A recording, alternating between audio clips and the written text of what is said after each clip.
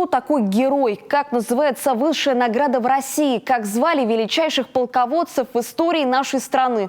Об этом и многом другом сегодня узнали ученики гимназии искусств при главе Коми. Патриотический урок для 11-классников провела Наталья Якимова, министр образования, науки и молодежной политики Коми.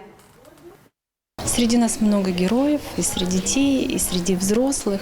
И особенно сейчас, когда разворачиваются события сложные для понимания, в первую очередь наших детей, с ними необходимо разговаривать.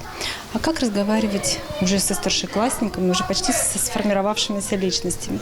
Только на примерах, на тех историях, которые нас окружают. По словам Натальи Якимовой, надо говорить и о событиях на Украине. В момент, когда активно идет информационная война, атака происходит именно на молодое поколение. Важно помочь им отделить истину от вымысла. Профильный министр отметила, что серия уроков «Герои нашего времени» встроена в учебную программу школьников по всей России. И в то же время обратила внимание на то, что для разговоров с детьми о патриотизме подойдут и обычные классные часы и прогулки.